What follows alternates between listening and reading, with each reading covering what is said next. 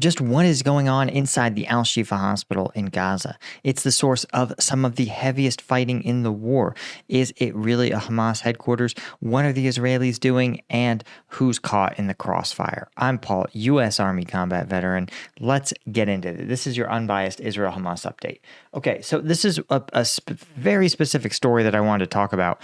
And when we look, of course, at the map of Gaza more generally, you can see Israeli forces really attempting to link up their encirclement of Gaza. And as you can see, the fighting has been very, very intense. We've seen a lot of footage of Hamas fighters, particularly taking on Israeli armored forces. Now, I want to point something out here. Hamas, as an irregular force, is not going to stop the Israelis from advancing. Unlike in Ukraine, where Ukrainian forces or Russian forces either control an area or they don't, things are a lot more squishy when you have an irregular force, right? There is generally nothing Hamas can do. It would be disadvantageous for them to try to actually stop the Israelis, for example, from marching down a street, right? Because it would involve concentrating a lot of their combat power in a tiny place, perfect for Israeli airplanes to strike them. And so Hamas's strategy instead is going to be something resembling guerrilla warfare. Not resembling. It will be a version of asymmetric or guerrilla warfare. And that means that while we show these areas as being controlled, it's a long way from saying that they're pacified. It's highly likely that every Israeli in these areas is continually subject to attack. Israelis operating outside the blue, subject to attack. But the heaviest fighting right now is taking place on the ground in this Shifa hospital, the Al-Shifa hospital in Gaza.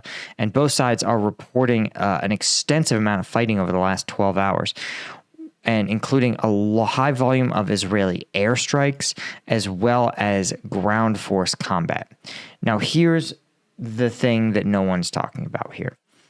It is a tragedy when you have war taking place in a hospital. And the thing is, the Israelis believe their position is that underneath this hospital is Hamas's headquarters. And they believe that they need to destroy or penetrate this hospital in order to get into Hamas's underground network. This has been something the Israelis have actually been very, very open about, right? That they believe it to be a Hamas headquarters, right? The Israeli army has repeatedly said that Hamas militants use these hospitals to coordinate the war effort. Underground tunnels are underneath the hospital and are hideouts for Hamas commanders. And it makes sense for Hamas, right, to use these civilian facilities that are highly unlikely to be hit with airstrikes in order to operate their most sensitive military operations. Now, as I have pointed out, Hamas, in all likelihood, they have probably some mid-level commanders operating here, but their primary command is going to be outside of this encircled region, right? Hamas controls the entirety of the Gaza Strip. They have an extensive network throughout the Gaza Strip, and in all likelihood, the real coordination is happening in other urban areas, or potentially outside of the Gaza Strip, full stop, potentially in places like Egypt or the West Bank. So they maintain that there's probably some stores, some local logistics hubs here in the Al-Shifa hospital, and it's possible Hamas just isn't that smart. They may have actually maintained their bunker, the extensive bunker system here under the hospital. And this is one of those things that is the losers here, the people who are, or the victims, losers isn't the right word. The victims here are the patients in the hospital. Both sides, right, have the opportunity to walk away from this, right? Hamas probably, once they are outed by the Israelis, should probably just bail on this hospital. They could have also, in a gesture of humanity, not put their extensive tunnel network underneath the hospital. They could have done it under a mosque or religious center, for example, somewhere else that the Israelis would be less likely to strike, but would still would still offer a comparable level of protection that doesn't involve the sick and vulnerable. Hamas could also have abandoned this site as the Israelis approached, meaning that the Israelis would arrive and fire it and take the hospital without firing a shot. Now, that would allow the Israelis to exploit the Hamas area, the tunnel network, for intelligence, but there looks like that's probably going to happen anyway.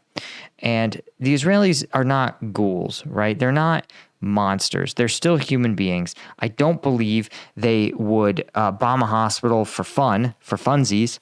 They're also not, even if they were the worst people on earth, you're still not going to waste resources bombing a hospital, an area of no military value. And so the fact that it's contested tells you that Hamas has chosen to defend it and share the level of guilt, just as the Israelis have chosen to attack it.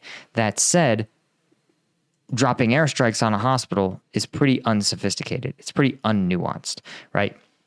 Again, these sensitive sites, the Israelis have an obligation to protect civilians if at all possible. And if they have the hospital surrounded, they should try to find a way to get those civilians out. Of course, you might be asking yourself, if Hamas, the government of Israel, or the government of Gaza, operates a tunnel network directly into the hospital, why would they not evacuate their patients? And this is, again, when you have these insurgent networks, this is normal to how they fight. Their goal is to force you, the attacker, to fight in a place and way that constrains you, right? And in the U.S., we would say perhaps surround the hospital. We'd say don't go in it. Have local national allies go in it. Maybe just cordon the hospital and slowly, room by room, clear it out, get out every single patient. And you're like, wow, it's going to take a long time. We're going to take a lot of additional casualties we otherwise wouldn't. But that is the U.S. way of doing things. The Israelis are willing to drop bombs on a hospital. That does not bother them.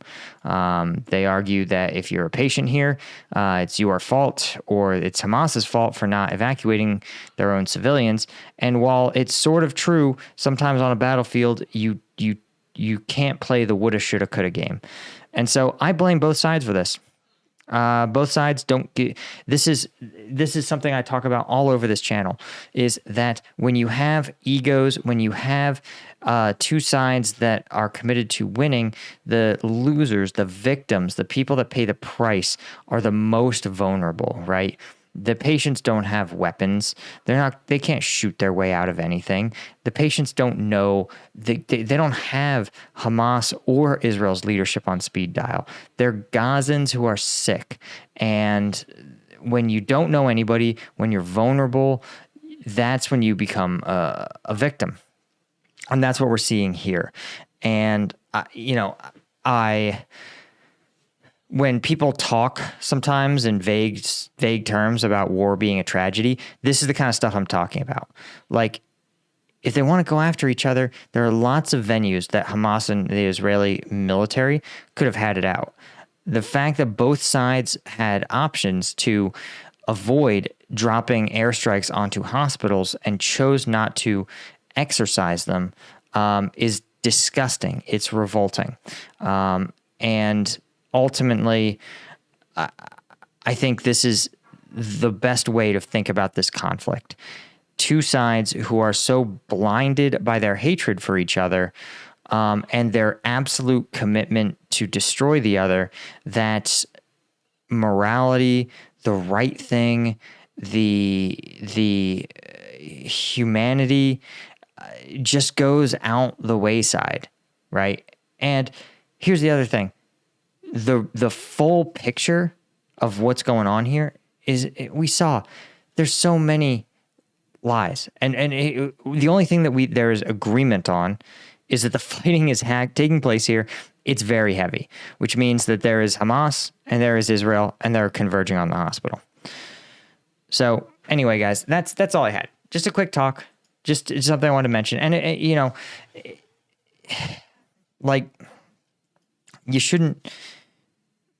just be careful. Just be careful. If you're a hyper partisan guy who believes that your side can do no wrong, they can. Anyway, thanks so much. Hit like and subscribe. See ya.